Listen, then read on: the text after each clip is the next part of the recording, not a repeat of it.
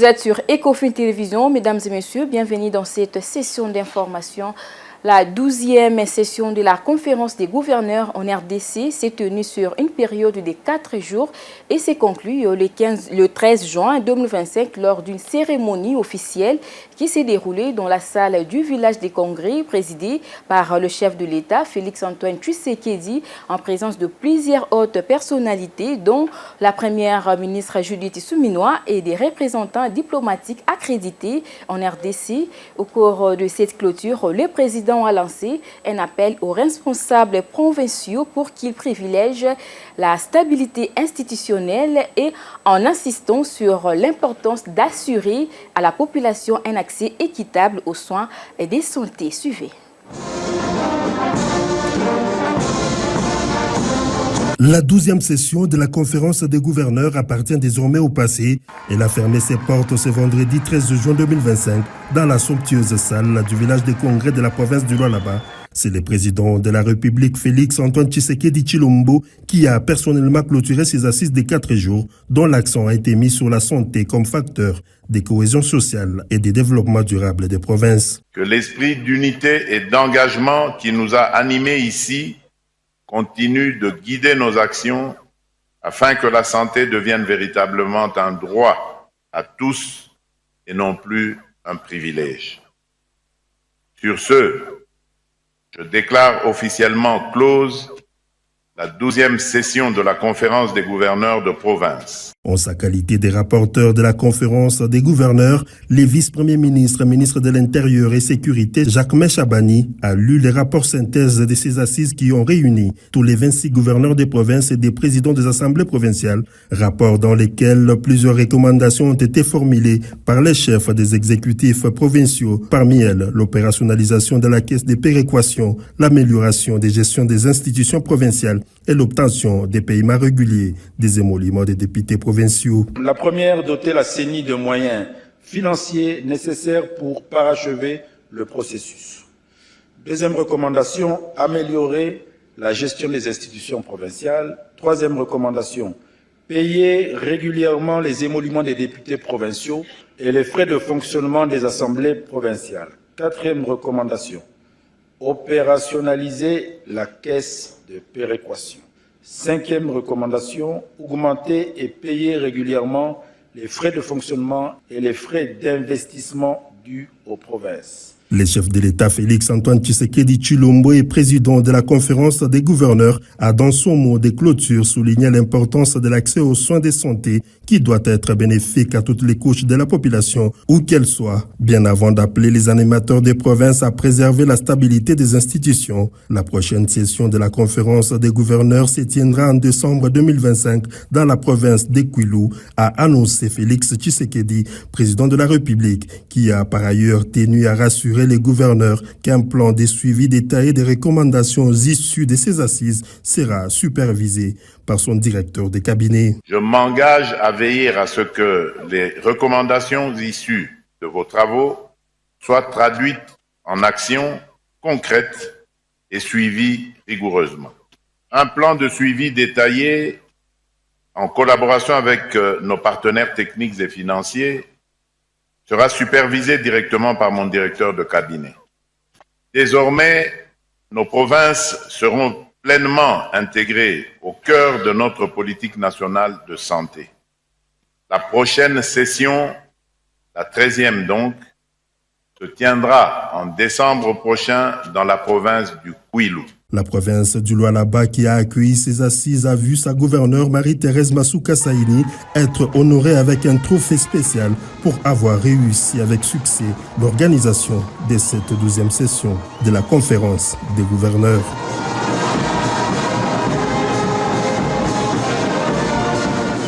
Le programme de la gratuité de la maternité continue dans toutes les structures sanitaires. Nonobstant les difficultés financières, ce sont là les propos du ministre de la Santé publique Samuel Roger Kamba qui s'était exprimé en marge de la cérémonie de clôture de la 12e conférence des gouverneurs. Ces précisions font suite aux tractations annonçant la suspension temporaire de ces programmes de prise en charge gratuite des accouchements et des nouveau-nés dans le cadre du programme de couverture santé universelle, à la suite notamment de récentes révélations de l'hôpital Mokolé liées à l'insolvabilité du Fonds de la solidarité et de la santé, des accusations rejetées en bloc ici par le ministre de la Santé qui s'étend sur la question dans cet extrait choisi par Igor Biwaka. Le programme de gratuité de la maternité continue dans toutes les structures qui étaient conventionnées avec le gouvernement. Donc, même l'hôpital de Mokolé. En 15 mois, plus de 2 millions de femmes ont accouché sans payer.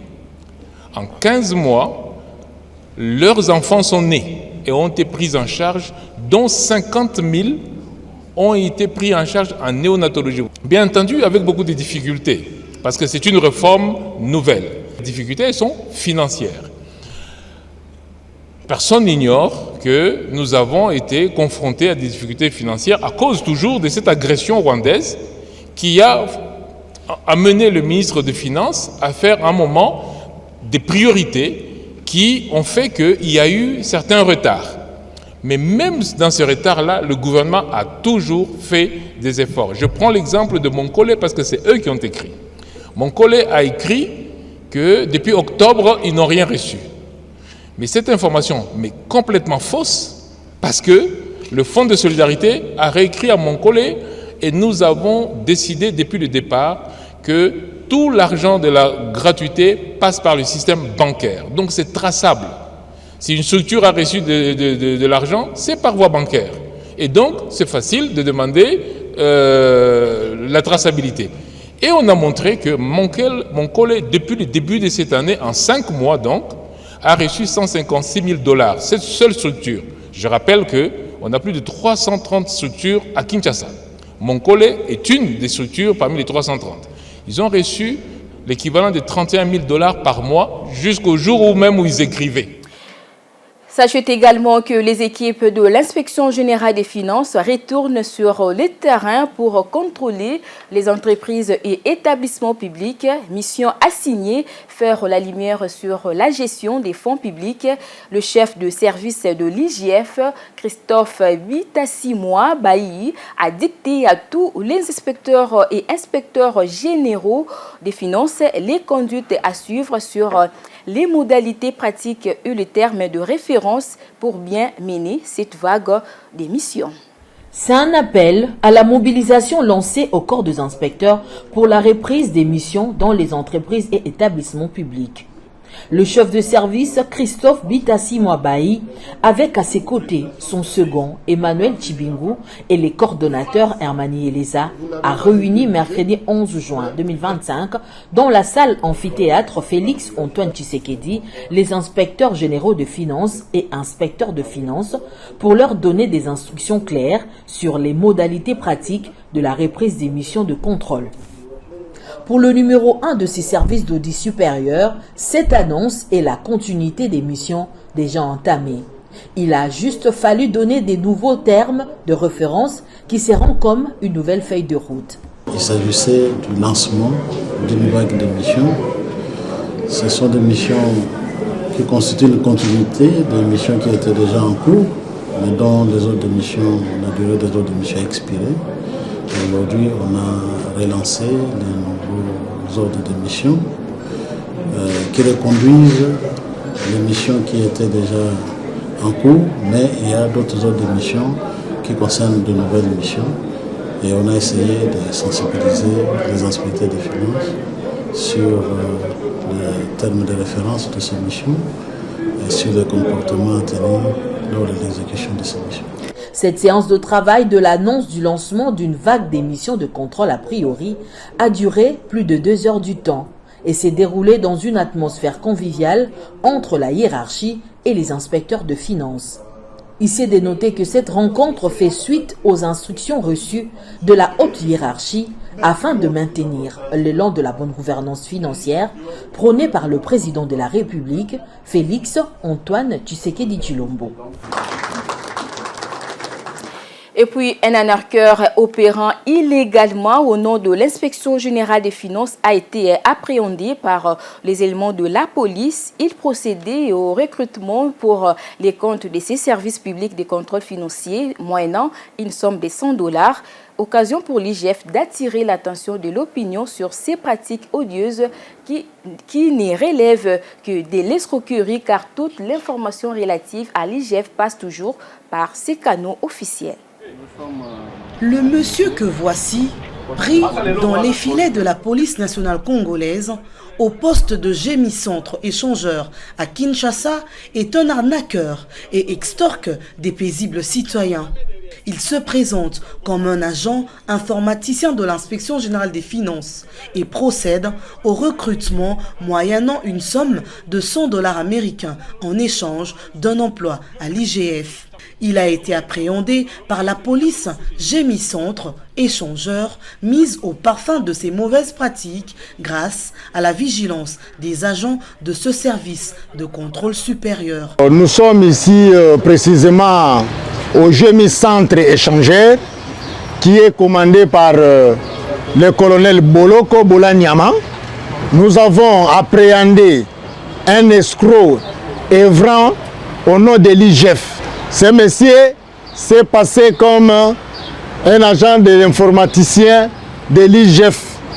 Il donne des emplois au peuple congolais, plus ou moins 250 personnes qu'il en a besoin.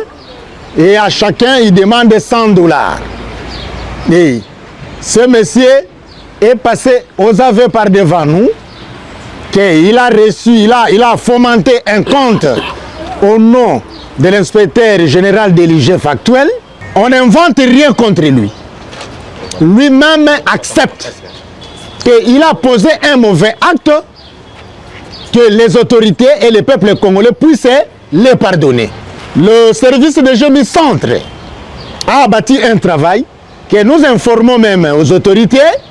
Voilà, s'il y a des histoires qui se passent même dans leur téléphone, soit à la télé, que c'est ce monsieur ici qui est l'auteur de cette escroquerie et que nous tenons à informer le peuple congolais que ne soyez pas dupes, ne soyez pas escroqués dans de telles personnes qui, avec facilité, vous rançonnent votre petit moyen pour vous donner des emplois. Dos au mur, devant des preuves qui l'accablent, l'homme finit par avouer. Je vous prie de m'esquiver et de me pardonner. Merci. Pour rappel, l'Inspection générale des finances avait alerté l'opinion via un communiqué signé en date du 19 mai 2025 sur des faux comptes créés dans les réseaux sociaux au nom de son nouvel inspecteur général des finances, chef de service, prétendant une vague de recrutement. L'Inspection générale des finances appelle la population congolaise à la vigilance face à de telles annonces. Lors de la 47e réunion du Conseil de ministres tenue le vendredi 13 juin dans la province du Lualaba, le président de la République Félix-Antoine Tshisekedi a exhorté le gouvernement à adopter des mesures correctives adaptées pour cette province en vue de promouvoir une exploitation minière artisanale responsable, structurée et respectueuse des lois, des normes sociales et environnementales et contribuant réellement au développement économique du pays. Les détails dans cet élément. Au cours de cette réunion hebdomadaire du gouvernement, des mesures correctives adaptées aux lois du pays et aux normes susceptibles de promouvoir la paix sociale entre opérateurs miniers et exploitants artisanaux en République démocratique du Congo ont été préconisées par le président Félix-Antoine Tshisekedi. Selon le chef de l'État, il s'avère nécessaire de limiter des périmètres spécifiques réservés exclusivement à l'exploitation artisanale et de créer un cadre organisationnel permettant aux exploitants artisanaux de travailler dans la dignité. Il a précisé que cette démarche fait suite à un constat malheureux durant son séjour dans la province du Lualaba, selon lequel de nombreux concitoyens impliqués dans l'exploitation minière artisanale dans les différentes zones du pays, particulièrement dans la province du Lualaba, rencontrent de sérieuses difficultés dans l'exercice de leurs activités. Ces compatriotes dont les efforts visent à subvenir aux besoins fondamentaux de leur famille se retrouvent souvent privés des zones d'exploitation artisanale viables au sens de la loi, conduisant ainsi leurs activités dans des périmètres d'exploitation minière dévolus exclusivement aux entreprises minières, ce qui débouche inéluctablement à des tensions de cohabitation et des préservations des intérêts de chaque partie. À en croire le chef de l'État, le gouvernement de la République devra renforcer les moyens financiers et réglementaires de l'autorité des régulations et des contrôles du marché des substances minérales stratégiques, ARECOM son sigle, en collaboration avec les ministères des Finances et du Portefeuille, les entreprises publiques et GCAMINE et des organes sous tutelle pour permettre à l'entreprise générale du cobalt à exercer pleinement son monopole sur le négoce des productions artisanales. En outre, l'ARECOM a été confiée de la mission de suivi et de contrôle de la mise en œuvre de mesures décidées. Au cours de cette même rencontre, le vice-ministre en charge de l'économie nationale a présenté au Conseil le résultat encourageant de l'observation des prix de biens de grande consommation au premier trimestre 2025 via l'application Talo. Il ressort qu'une stabilité globale de prix a été mise en évidence à Kinshasa, malgré quelques hausses significatives sur deux produits stratégiques, entre autres les haricots et les poissons salés. Par ailleurs, plusieurs autres produits ont affiché une légère tendance à la baisse, notamment les chinchards, le sucre blanc importé et les cuisses des poulets congelés. On écoute à propos Patrick Mouyaya, porte-parole du gouvernement. Le vice-premier ministre, ministre de l'économie nationale, a présenté au Conseil les résultats encourageants de l'observation de prix de biens de grande consommation au premier trimestre 2025 via l'application Talo. En effet, ils mettent en évidence une stabilité globale de prix à Kinshasa malgré quelques hausses significatives sur deux produits stratégiques. Les haricots ont enregistré une hausse moyenne de plus de 38%, principalement à raison de l'instabilité dans les zones d'approvisionnement, notamment Goma, le poisson salé qui a connu une augmentation de 13,7% de son prix moyen, ce qui est une tendance saisonnière constatée chaque année. Par ailleurs, plusieurs produits ont affiché une légère tendance à la baisse, notamment les chinchards, le sucre blanc importé et les cuisses de poulet congelées. En sus de l'observation à Kinshasa, un suivi ciblé a été réalisé dans les provinces du Grand Katanga et du Grand Kasaï, où la farine de maïs constitue un produit stratégique de première importance. Les données recueillies entre février et mai 2025 indiquent une baisse généralisée de prix allant de 1 à 15%, aussi bien pour les farines locales que les farines importées. Par ailleurs, le vice-premier ministre a rassuré que le plan d'extension du dispositif Talo, des prélèvements de prix à l'échelle nationale, est en cours grâce à une collaboration avec les cellules d'analyse des indices de développement de la primature CAID. Place à présent à la revue de presse.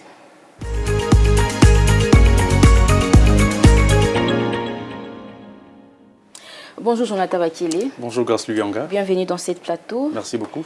Voilà, vous allez sélectionner deux revues de presse. On va commencer par Congo Nouveau qui titre à sa 4e page Nicolas Kazadi, protégé, Moutamba livré à la justice.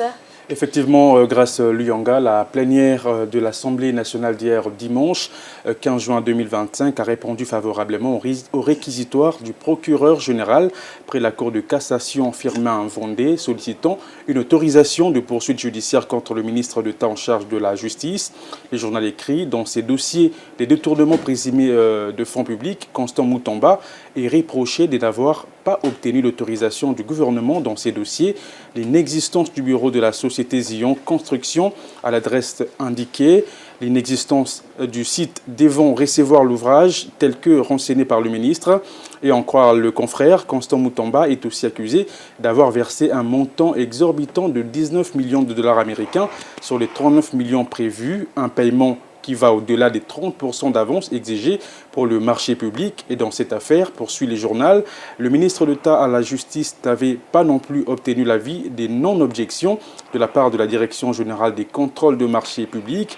Malgré ces irrégularités, Constant Moutamba a déclenché le paiement des 19 millions de dollars américains effectués le 16 avril 2025 dans un compte courant privé et non un compte séquestre comme il tentait de l'affirmer.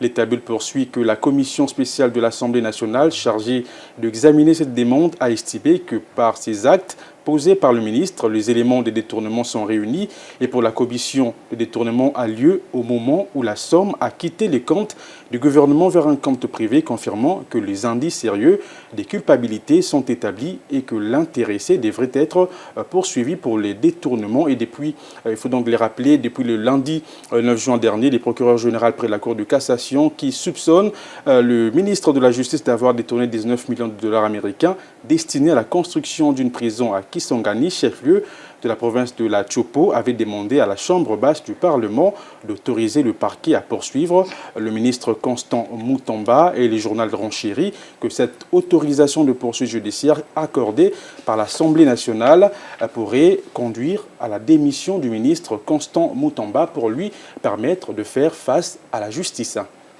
Et puis, Chronique Éco qui titre à sa 3e page « Chine-Afrique, à Changsha, Pékin réaffirme son engagement d'offrir 50 milliards de dollars au continent ».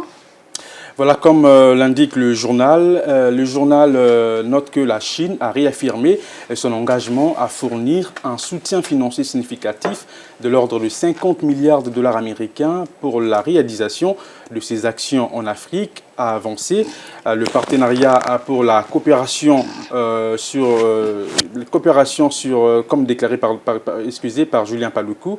Alors selon lui, il souligne le journal, la clôture de la 4e exposition économique et commerciale de Changsha en Chine était consacrée à l'évaluation de la mise en œuvre de 10 actions du président chinois, lesquelles s'inscrivent dans l'objectif plus large de la Chine et de l'Afrique de joindre leurs mains pour faire avancer la modernisation et construire un communauté de destin.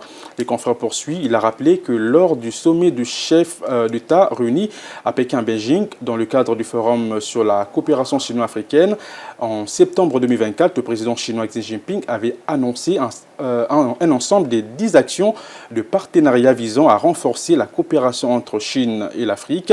Il a indiqué que ces actions couvrent un large éventail de domaines, à savoir le partenariat pour l'inspiration mutuelle entre civilisations. Il s'agit d'approfondir des échanges d'expériences en matière de gouvernance, renforcer la coopération entre le groupe de réflexion et intensifier les échanges et la coopération sur l'état de droit. En croire le journal, cela inclut la création de plateformes d'échange d'expériences sur la gouvernance, des centres d'études Chine-Afrique et des programmes, des formations pour les professionnels du droit, le partenariat pour la prospérité du commerce, question d'élargir l'accès au marché chinois pour le produit agricole africain, approfondir la coopération dans les commerces électroniques et accorder un tarif douanier 0 à 100% de produits exportés vers la Chine par certains pays africains. Merci Jonathan Bakele. Merci beaucoup Grace Luyanga.